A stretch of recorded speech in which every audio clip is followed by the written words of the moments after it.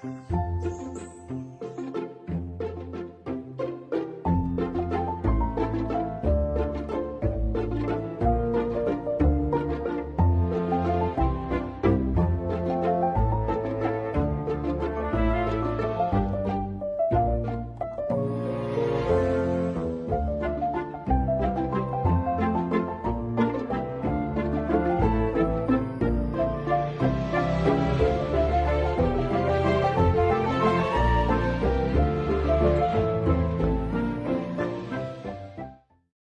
मंत्र आपको दिए जाते हैं ये आपको यहां प्रयोग नहीं करने चाहिए थे। आपने इनकी कमाई को संग्रहित करना है, सुरक्षित रखना है। किसी को आशीर्वाद नहीं देना, किसी को कोई दुआ या बद्दुआ नहीं देना। बद्दुआ दोगे तो भी आपकी पुण्य अक्षीण होंगे और किसी को आशीर्वाद दोगे तो भी आपके भक्ति कमाई समाप्त होगी, खर्च होगी। अब जैसे कोई एक पहिए से, एक टायर से हवा और दूसरे टायर में भरे, वो कितना बुद्धिमान है। दोनों कंडम, वो युद्ध है इसका। ये बुद्धिमान व्यक्ति ऐसे काम करता है, उसको सलाह देगा भाई यहां से जाइए, वहां आगे एक हवा भरने का यंत्र है, आप वहां से हवा भराइए, दोनों का काम चले। तो इस प्रकार हम अगर आशीर्वाद दे देते हैं तो हमारी पूंजी नष्ट हो जाती है, भक्ति। अब ना उसको लाभ, उसको थोड़ा सा लाभ उसको होगा और आप यहीं रह गए, दोनों चौड़ चपट, क्या फायदा। तो इस प्रकार हमने अपने बच्चों को, भाई बहन, माता पिता, सबको, संबंधित जितने मित्र हैं या वैसे भी कोई, एक सद्भावना पूर्वक सबसे प्रार्थना करनी चाहिए कि आप भी दीक्षा लो और अपनी हवा आप भरो। जैसे एक पंप दे दिया जाता है साइकिल में हवा भरने का, तो सब ले लो पंप और अपनी भरो हवा, जब जरूरत पड़े फुल करो और चलो गाड़ी पर, सवारी पर। तो कहने का भाव ये है कि इसी प्रकार ये गुरुदेव जी से दीक्षा लेकर के आप स्वयं अपनी भक्ति मंत्र के जाप साधना के द्वारा अपने टायर में हवा स्वयं भरो और फिर चलो। तो इस प्रकार आप जी ने अब ना किसी को आशीर्वाद देना है, ना किसी को बद्दुआ देनी है, दोनों में हमें हानि है। पहले क्या था, इस काल का जाल है। आप देखते हो बुजुर्ग बड़े छोटों को आशीर्वाद देते हैं और बड़े उनके चरण छूते हैं, क्योंकि पहले जो एक आपने देखा होगा एक पाग सिस्टम है। पाग जैसे पिता की मृत्यु के उपरांत बड़े पुत्र को एक पाग बांधी जाती थी, पगड़ी, और फिर वो पिता वाले कर्म वो करता था। आप पिछला इतिहास देखिएगा तो उसमें क्या होता है कि वो आशीर्वाद देने वाला अपनी पूंजी नष्ट करता है और उनको आशीर्वाद देता। जैसे आपने देखा होगा एक पुत्र वधू अपनी सास के पैर दबाती है या किसी और बड़ी बूढ़ी के उसके पास बैठी है उसके पैर छूती है, वो उसको दुआ देती है, पुत्रवती हो, तेरे बेटे हो, पुतों फड़िए दूध दो, नहाइए, इस तरह के देते हैं। तो वो बुढ़िया के पास जो चौनी थी वह तो पुत्र वधू को दे दी, आप खाली होगी, आगे चारदर है ही नहीं। तो इस प्रकार हमने अपनी इस भक्ति को बर्बाद नहीं करना है, ना किसी पुत्र वधू को आशीर्वाद देना है। पुत्र वधू को भी परमात्मा से जोड़ दे, बेटी अपनी कमाई कर और तेरा भी कल्याण हमारा भी कल्याण होगा। अपने आत्माओं, परमात्मा कहते हैं मेर तेर की जेवड़ी यू बड़ बंदा संसार, एक कबीरा ना बंदा जो है नाम आधार। जिसने नाम प्राप्त हो गया, परमात्मा को आधार मानकर चल रहा है, वो इस संसार की मेर तेर की जेवड़ी में बंधा नहीं गा। अब हमने देखी है बुढ़िया किस प्रकार आशीर्वाद देती है। जब पुत्र वधू का उसकी अच्छा मेल सा है तब तो आशीर्वाद दे रही है, तेरे भाई जियो, तेरे भतीजे जियो। और तू बूढ़ सुहागन हो। बूढ़ सुहागन माने मरा इतना तेरा पति नहीं मरा, वृद्धावस्था तक सुहागन बनी रहे। और अगले दिन उसकी होगी अनबन, बुढ़िया दे रही है गाल उसने, तेरे भाई मरियो, तेरे भतीजे मरियो, तो रांड होइयो। बताओ, वो दूना टोटा कर लिया उसने। पहले तो आशीर्वाद देकर खोई, फिर उसने बददुआ देकर भक्ति खोई। तो ये कोई बात हुई? किसी की आत्मा दुखावे, होय होय, उसका, ये परमात्मा के बच्चे हैं। आप कहते हैं जो तगड़ा व्यक्ति और निर्बल को सताता है उसकी आत्मा रोती है। आत्मा रोती है क्योंकि वो मुकाबला तो कर ही नहीं सकता किसी भी तरीके से। ताकतवर मीन जैसे कोई पद की ताकत है, पोस्ट की ताकत है, या वैसे अपने कोई घर कबीले में घने व्यक्ति हो जाए उनकी ताकत है, स्वयं बलशाली है। तो इस तरह का व्यक्ति गरीबों को सताता है, अपने से नीचे वालों को इतना तंग करता है कि जितना वो कर सकता है बिना ज्ञान के। किसी के पास थोड़ा सा पद मिल जाता है तो नीचे वालों को इतना दबा के रखता है, सब अपने कर्म फोड़ता सारा दिन, उनकी आत्मा दुखा दुखा के।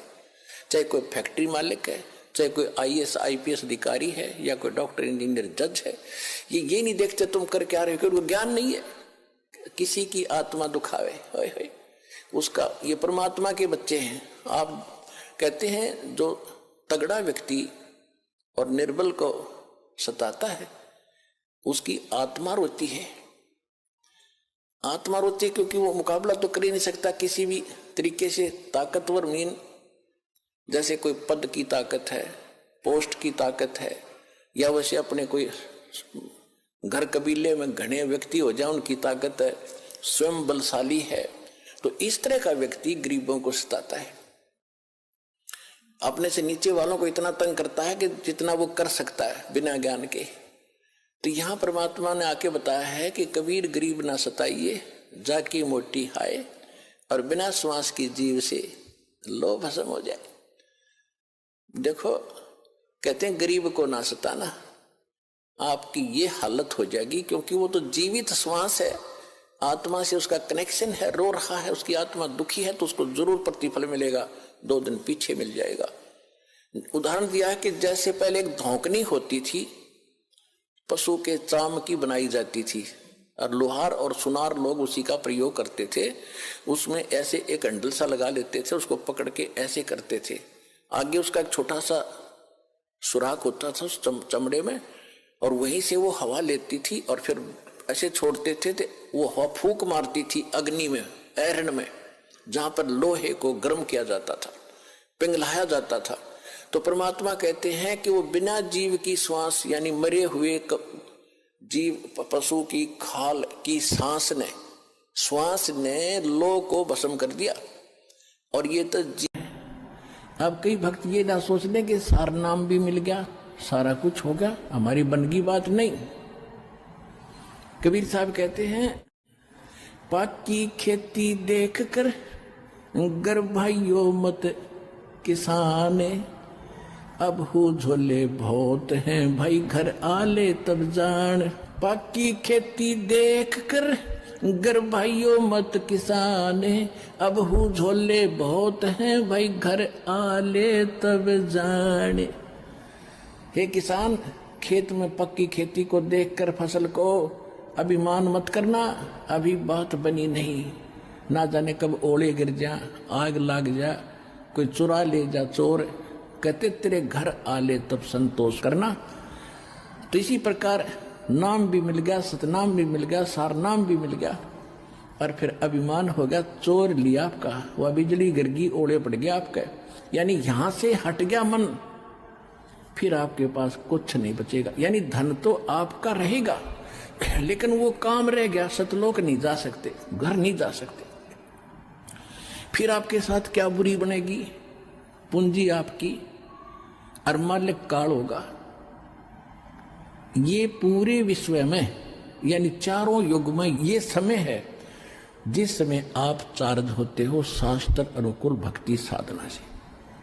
चौथे युग का ये प्राइम टाइम है, पिछली पीढ़ी जो 5505 कलयुग बीत जाता तभी स्टार्ट होता है।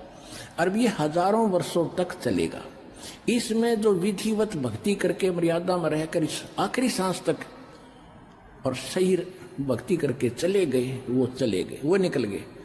फिर जो रह गए बकवाद करके किसी कारण से अभिमान से छोड़ गए, ना आए सो बकवास कर, तो उनके पास पूंजी तो वह नौकी नो रहेगी पर पार नहीं हुए। फिर आप काल के अधीन हो गए। उन्हीं में से जो ब्रह्मा विष्णु महेश बने बैठे हैं, ये वही अज्ञान आत्माएं थी जो इस समय को चूक गए, भक्ति भी करके रह गए नौके। अब इनके साथ क्या बनेगी? ब्रह्मा मरेगा, ब्रह्मा जी की मृत्यु के उपरांत ये तो अलग योनियों में चला जाएगा, कुत्ता गधा सूअर बनेगा। दूसरा ब्रह्मा उन्हीं चार्ज पहले वाले स्टॉक रखता है, ये काल यहाँ के स्वर्ग में रखा हुआ है, उनमें से ब्रह्मा पैदा कर लेगा अपनी पत्नी से, उसका नाम ब्रह्मा रख देता है। जीव आत्मा और होती है। फिर विष्णु मरेगा 7 ब्रह्मा की मृत्यु के उपरांत, ये विष्णु गधा बनेगा, दूसरा पुण्यात्मा तुम्हारे में से विष्णु बना देगा। फिर 7 विष्णु के बाद शंकर की मृत्यु होगी, उसके बाद नया शंकर इन्हीं पुण्यात्माओं के पुनों से वहां बनाएगा।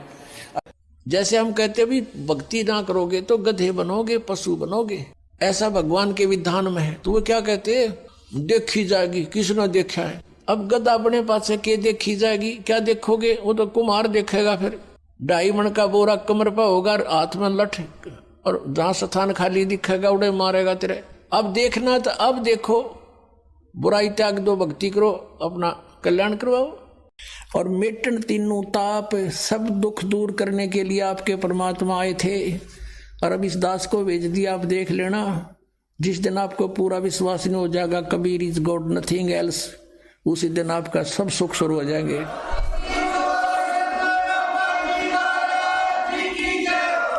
कोई दुखी नहीं रहेगा। 1 सेकंड में सबको सुखी कर सकता है, लेकिन हमारी आदत बिगड़ रही है। हम तो ऐसे बना दिए काल ने, किसी बस झाड़ा लवाण चले गए, राहत मिल गई, वो अपने राजी, हम अपने राजी।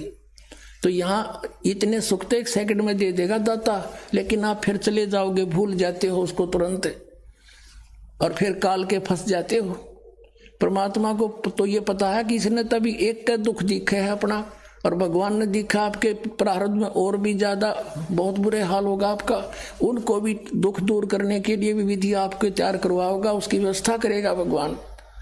इसलिए जब आपको विश्वास हो जाएगा, अटल विश्वास हो जाएगा, उस दिन के बाद देख लेना, जब काटा भी लाग ले किसी परिवार के सदस्य का गारंटी देता है दास। यु काल विश्वास नहीं होने देता, भगवान से डगमग रखता है, अविश्वास करवा देता है, नामखंड करवा देता है उसको दुख देने के लिए। और जब हम सही हो जाएंगे फिर देखना सब ठीक हो जाएगा।